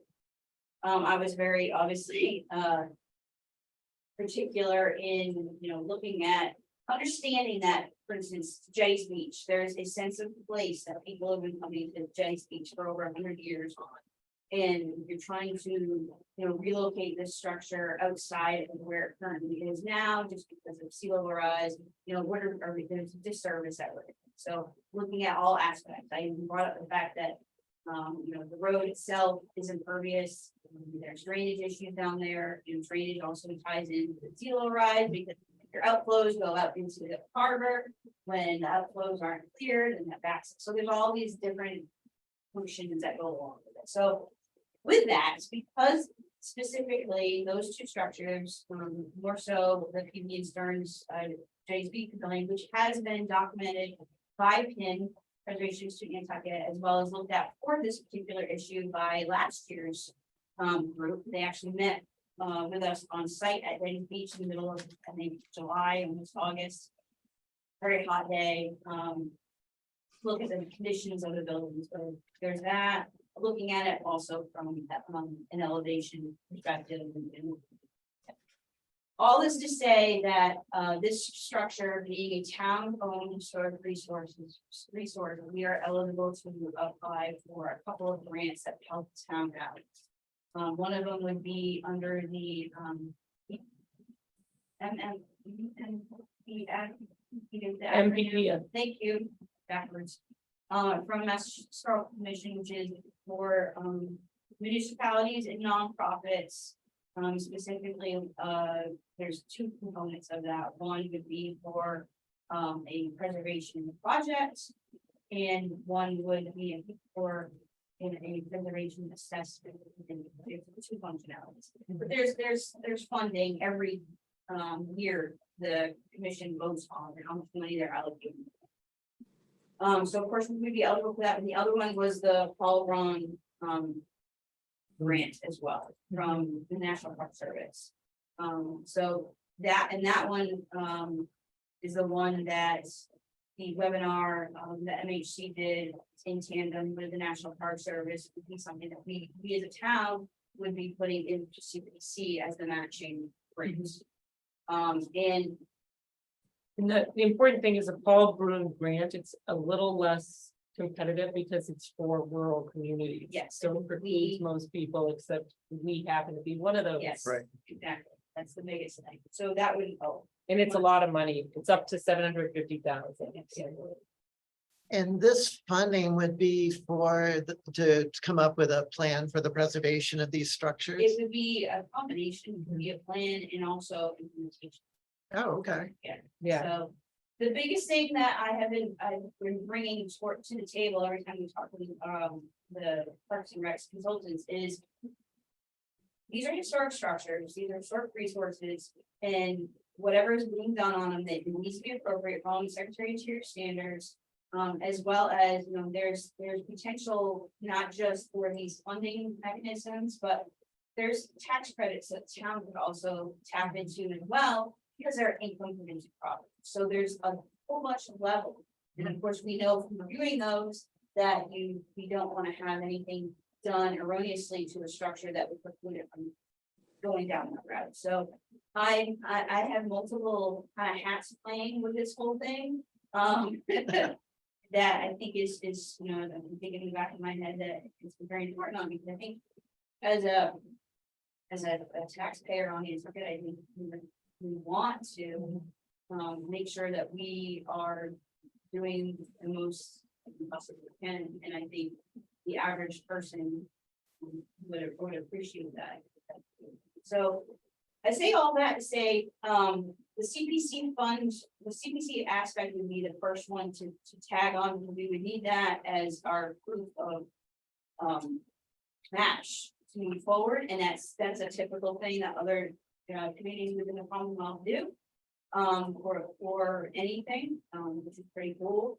The only thing that I am hesitant on is I don't know what Park and Rec's timeframe schedule is. And I think that would also be important. We do know CPC has been very generous in timeframes, so at least if we can, I think, secure the CPC side of it, and then work on that, the Paul Ron one, or even the MPK. Frankly, we've got some options to work with, and you're gonna see which one will work best. But I want to make sure that it's not going to be too soon before anything is being done with so. Okay. Good stuff. And yeah. I want to mention that, you know, again, this is another benefit of us being a CLG, because these grants that come across the table, as a matter of fact, I wanted to tag on the grants when we're talking about it. The Juneteenth coming up on Monday. I believe, I think I read correctly, that the African Meeting House Yes. has received I saw that they got from the the National funding. Trust. For Yep. They did. Yeah, I saw that too. fantastic. That I kind of wish that we knew that they were gonna apply, because we could have written a letter of support for that. But hey, they got it. That's great. That is also a kind of another driving force for the other grants that the National Park Service sends notices to me all the time on, which are for these underrepresented communities. You know, there's another one that they have for our Black colleges and you know, universities and all that stuff. So that's kind of where a lot of federal funding is being allocated for these grants. And there are opportunities while we're working on our surveys to say, hey, like for instance, when we get to the part of New Guinea area, say, hey, this is an opportunity to, you know, tap into these funding, and maybe that's an opportunity for us to work with them on that. There's a lot of things that are available to us now that we're sealed. It's interesting that you even mentioned that, because that was the first thing that came to mind when I read about the award. I was like, great, 400,000 and then 130 or something is actually local. And it made me think about the National Park Service category for that. And maybe there are resources that they're aware of and would like, you know, our help or collaboration with in bringing to the surface, or, you know, surveying, or, you know, anything. So maybe we could reach out to them and congratulate them and then see if there's some way that we can, if there are any specific projects that we can partake in. Agreed. So Paul, I'm gonna have that you're gonna reach out to see if we can. Right. The other CPC grants on the list is Winter Street, and it sounds like, where do we stand with that?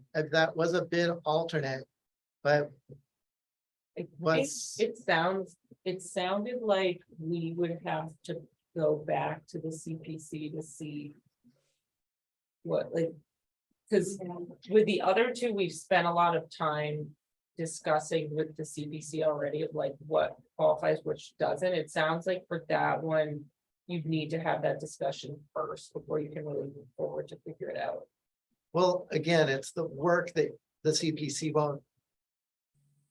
That's No, but I think it's, Yeah. I think there needs to be the discussion of like what they can cover, what they can't. correct, and unfortunately, this is where we need to talk to Ken a little bit more, and Ken's been, unavailable. For health reasons, but yeah, when we were first having these conversations. About the sewer enforcement project, these add-on projects, it seemed like that the Winter Street road itself, and it would be something that we could apply for. So if I was incorrect or totally incorrect, and I didn't get that impression. So I think we just need to have that conversation first before. we Yeah, move. and yeah, quite frankly, having a conversation with Ken. Or in any of the CPCs. Yeah, I mean, our thought was on the first two we mentioned, that we would have a short version of presentation and then have him review it and see what he thought of it. Before we formally bring it to them. But it sounds like you need to have at least a discussion first before we can even, Yeah, on this one, bring Yeah. it forward. and it may even be beneficial to look at. What the concerns were. In the review of the Main Street sidewalk. We have a project that's proposed. What were the actual target issues, concerns? And how we can address those.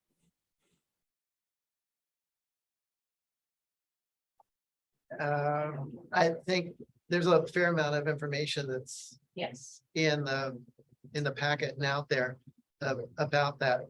A lot of the work has gone into it, and it would be great to move forward. It's just, is it a municipal, is it CPC, like where it's obviously an important and, priority that it move forward, but which direction do we go to do that? And so you're thinking that starts with Ken. I do. Okay. And I hope he's okay. on that note, yeah, on that note, I do want to remind the commission about. The next NHC meeting in July, where we're gonna have that CPC project. That NPT and PIN worked on, and I think we're gonna find. That what they've created with that project is going to be the catalyst for us looking at our streets and sidewalks for preservation.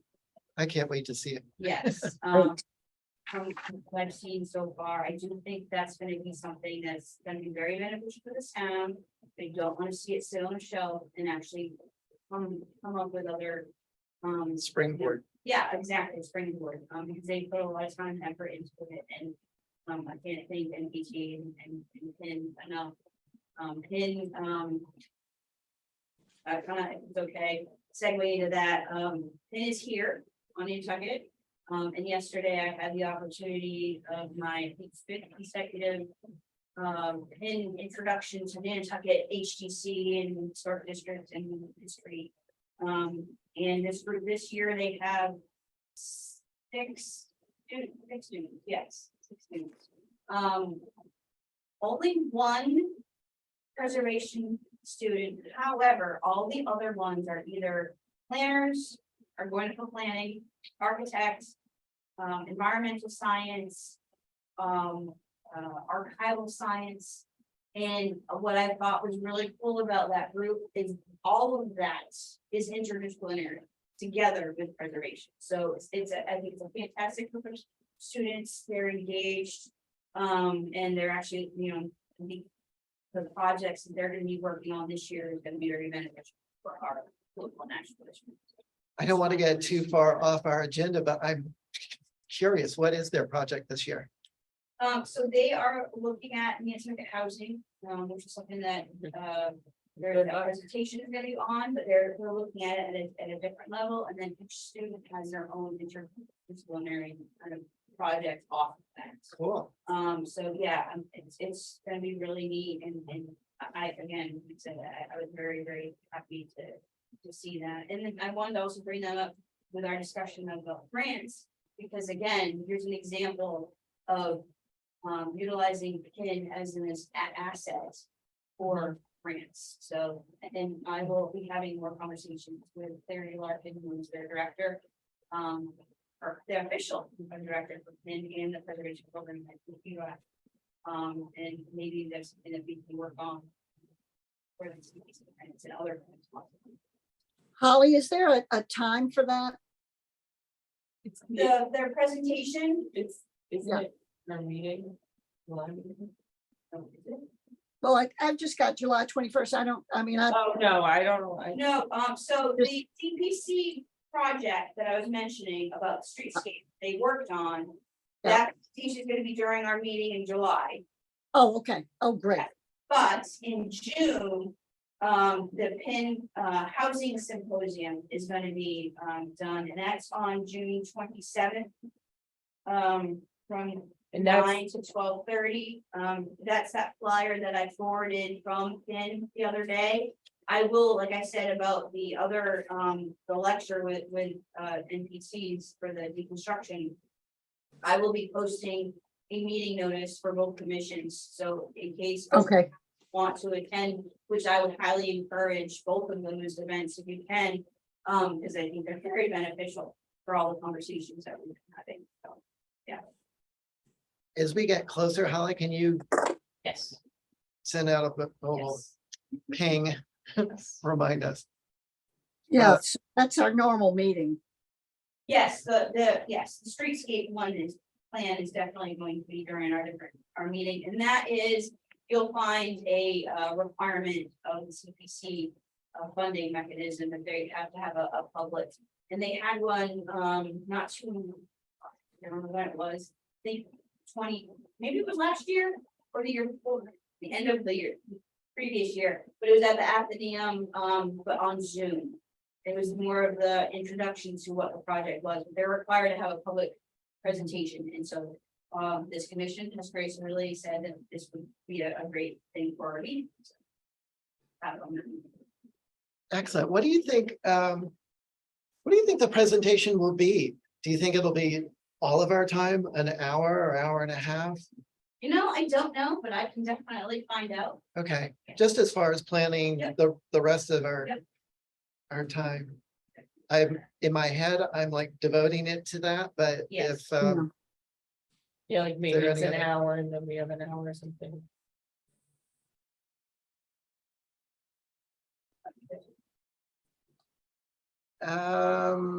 next up.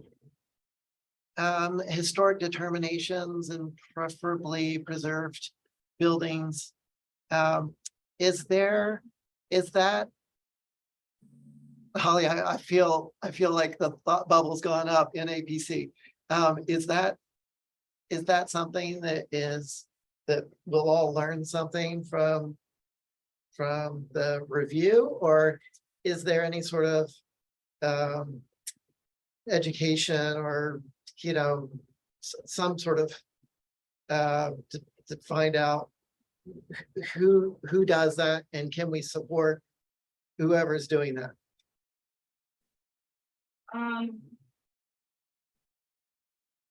Well, the permanently preserved is definitely, it's under, the HGC, the building units are in mind, the located in special act. And the historic determinations, because not everything is surveyed. Where with the former, format, they were indicating whether or not it was contributing, non-contributing, or individually significant.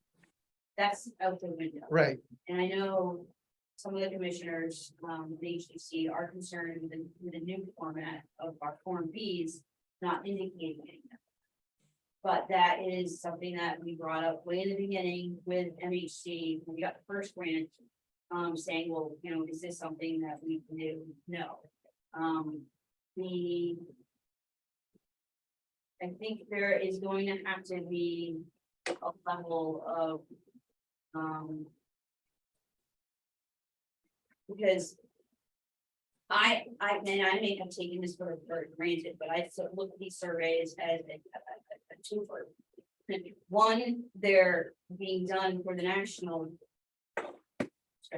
Right, our national historic landmark district. Right. We're not gonna have anything surveyed that doesn't meet the criteria, that's non-contributing, you know, we're not, whereas. HBC did that in the 80s, 90s, I still scratch my head and go, why were they doing that? There doesn't make any sense, but we spend that effort, time and money on surveys for something that's not contributing. And I'm also obviously looking at these as our surveys that are required for local districts. And we are again unique, we're one and the same, there's no donut holes. But the HTC does have this regulatory review process for historic determinations. Where those have been historically used, pun intended, I guess, to utilize, to basically say, this is a historic resource and the work that they're gonna be doing, it's not included for being historic resource.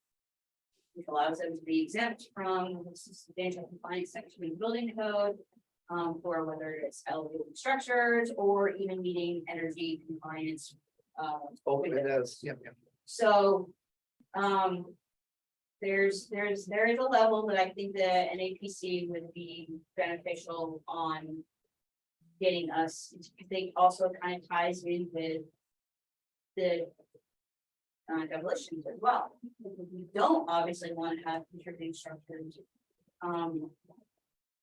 demoed, but it's also important to understand the difference between having a local and national historic district and something contributing to the character and setting of the local district versus something that's individually significant. That's kind of where there's some kind of, I think, non-clarity, gray area. Especially how our national historic landmark designation with the update that NPT through CPC funds, was able to have Ryan and his team update in 2012 to go past the period of significance of the Willing era through the preservation movement in the 60s and up to 1975. So you've got this large time frame that makes Nantucket significant at the national level. What's the difference between that and the local district? Right. There isn't. Really, the way I see it, maybe that's my assumption. So yeah, I think having, because there's some nuances that they may be able to help guide us on doing, looking at the properly preserved, what makes a structure that was built in the 60s on Grant Point any different from a structure that was built on Main Street, you know, even the three bricks, for instance. And we know those are significant, but at the same time, you know, they both play it, you know, that They're part of the landmark. exactly, they're part of the landmark. They play a part of the overall character and setting, and again, it's very important to stress the fact that we don't have any donut holes in our jurisdiction. There's none whatsoever, so everything plays a role.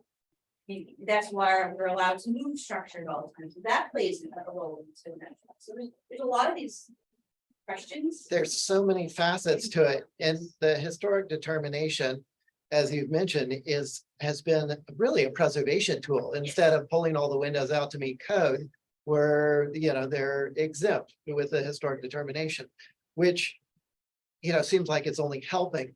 But when it gets into determining whether it's what used to be, you know, an easy thing for the HDC to look at, oh, significantly you know, important, or, you know, preferably preserved, or, you know, whatever. But I guess what I'm getting at is there a resource that we could tap for a presentation, or you know, what policies are in other places, and we are unique, but what you know, how do, on top of the Form Bs that we're doing, which is wonderful, how can we, you know, have the designations that would help preserve or protect historic structures? It sounds like though, based on what you said, maybe the NAPC would be able to help us. I think there's gonna be, because again, it's HDC that has the ultimate authority over what's. Gonna contributing towards the happen. Local, yeah, the local district, and that's what they were doing, they were starting doing that with the old surveys in the 80s. And unfortunately, we as a town were just defunct, you know, and not continuing that. But that was the starting. point. And it's almost as if with our survey work that it's, you know, maybe this is just at the right time.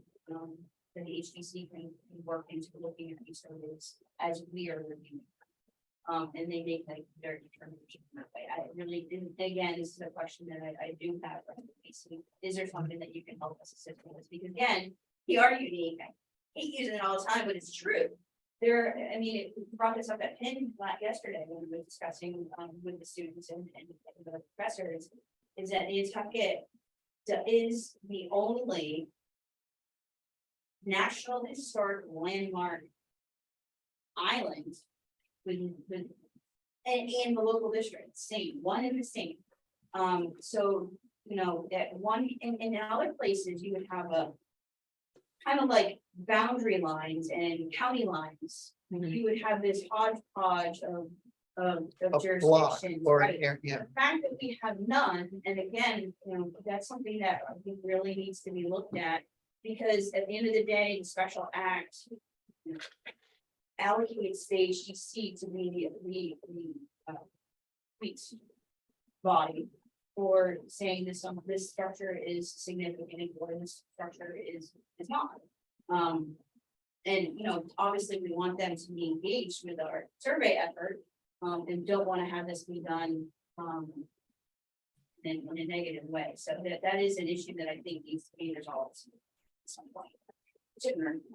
Who would we look to? I mean, is that the Park Service? Is it the Mass Historical Commission? It's Historic something- New England? Like who can we get to say, this is what is done in other districts? Yours is unique, but this is what is like you know, the usual protocol. My concern is that they, you know, whether, you know, if everything is like dumped on the HTC, first of all, there's a capacity issue there, like, you know, do they have the capacity to do it? But also, does the expertise exist? Are any of the members of the HTC architecture preservationists? Do they, you know, any of them have background in historic structures and preservation and protocol? But it's kind of the reason that, like, when we have Molly on the staff, like, I would imagine that's part of your role to assist the HTC, like, because, I would hope, yeah. I mean, no, but I'm just saying, like, is this really a problem that, I think Holly brought up the issue, but I mean, I think we need to make sure we're not necessarily like adding additional layers, because it's like, you already have the consultant coming in. You already have, like, I think we just need to make sure we're mindful that, like, what are we doing to So- help? Like, do you need our help for this? You know, is it Abby, something one that problem with, can be addressed? One excuse me, I'm just saying, one problem with that, what you're just saying is that Holly does advise the HDC. And they have other advisors with the advisory boards, but they don't necessarily have to listen to them. And I think Angus's point may be more that I think we need even more background, substantial, credible, and something that will convince them a little bit more. And you know, I think Holly is doing great work in her advising, and I just wish they would listen to Holly more, and they don't always. Well, I don't think you're wrong, but I'm saying, I know that at some point last year, the select board came and asked us as the NHC to review things for historic significance, and we declined as a commission. So I mean, I think it's like, is that what we want to do or not? But I mean, I know they asked us and we said no. Well, I think this is really looking at the survey work, because at the end of the day, surveys are a function, a basically requirement of the historic district. We, the town, through the CLG, through the historical commission, have been able to secure the funding to get this going. Again, what makes it unique is the fact that other jurisdictions in the Commonwealth that are a historic district, most of them are not the National Historic Landmark. So they're doing the survey work for their local district, right? If they're a CLG, because that's not a requirement. You can be a CLG even if you're not a national district. But again, what makes it compound more so is there are some discrepancies between the national district update, if you will, as far as contributing versus non-contributing, and it was a lot of it was done during the window survey, literally going, oh, okay, that's what that is, okay. That's essentially why we're doing this survey plan. You know, we have a survey plan establishing methodologies and process procedures, but it's the final product that we're seeing that doesn't carry over what the historic district says on that structure, because 90% of now these structures that are going to come before us with a survey have never been surveyed. But the commission has never had the opportunity, unless it was one that was done in the 80s, to say whether it's, and then even that is wrong, because a lot of them would say non-contributing, whereas now they are contributing because our spirit is. Yeah, So again, there is this compound issue. I do think it's a good conversation that I can also bring up to NAPC and MHC together. That would be great when you're bringing up the other thing. Yes, Maybe no, bring it up with the it's- project manager and see, is this something that is captured, or is it something that's slipping through the cracks? Yeah. And what's next step that we could do? Right, because a lot of people will say the National Park Service gives us, you know, is the utmost authority, yes, but the local district does as well. The local district actually carries the weights on determinations, so, Because the Yeah. Park Service counts on the local for the guidance, really, doesn't it? it counts on the interpretation aspect. They just provide the guidance to say this is how you interpret it. So that's why I'm always saying, you know, our guidelines for both building with Nantucket in mind and our solar and resilient Nantucket, we're all not created in a vacuum, and we're all created with the Secretary of Interior standards for preservation, restoration, reconstruction, and rehabilitation, all of them. Helpful. All right, so it sounds like you're gonna bring this up when you already are going to the MHC and the NAP. I need to schedule a conversation with them, yeah. You guys, we've reached 12 o'clock. There's only one thing left on there for just our goals and objectives chart. So is there anything that, No, I mean, Wanna- honestly, we've kind of covered most of the things. The only thing, that I think that I put as at risk was, we had talked about updating building with Nantucket in mind by June 30th. I don't think that's gonna happen. I was gonna ask, so the at-risk is like we're at risk of meeting our deadline? Yeah, Oh, which is okay. our fake deadline, which is June 30th. But, I think we just need to figure out how we can create the video, but I'm not sure if I can reach out to someone, so at least we can make progress. But I wasn't sure who. No, to I reach out. think between Angus, myself, and Mickey, we know the key components out of building and using the mind people are missing, Okay. really addressed. The habitual over and over and over again. Formers. Is this gonna be a iPhone video, or should we maybe incorporate like someone from, No, I think we actually have do, funding, I think, to do a real video, I believe. Well, I Someone mean, from CBC told me there is. okay, back that up. So yes, there is funding. I don't know how much is available in CPC that was allocated years ago, probably almost going on 10 years. Before I started looking at it. So there is money there that was supposed to be used to update building with the inside. The amount of money that they allocated for, I think it's gonna have to be more, even do that process. Well, maybe if we can even just find out, like, hey, if you wanna do, like, how much is it, what's available, like those next steps. So But that's the only. It did seem like the HTC was against the this commission assisting with educating. No, I didn't get that at all. I agree. I think they'd be happy. There's also the local television Oh. group that maybe they're kids who, want Yeah, to like, someone who's doing a project or something. right, this I could think be we their could- project. Yeah, I Yeah. think we could also reach out. I think that's a good point. That might just be a good,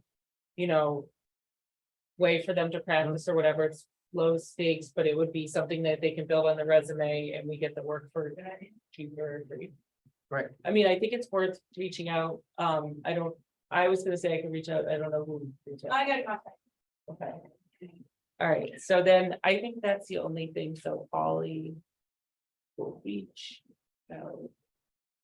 Other than that, I think we covered everything else on the goal, which is good. I appreciate you doing the chart. Yeah, the chart. It's good to That's see progress. Yeah. I think that concludes our agenda. Would anyone like to make a motion to adjourn? Motion. Thank you, Mickey. Do I have a second? Second, Thanks, Abby. Clement? Yes. I, yes, I as well. Thank you all. thank you, Yeah. Angus. And Holly, and thank Abby, you. and Mickey. Bye. Thank you all. See you.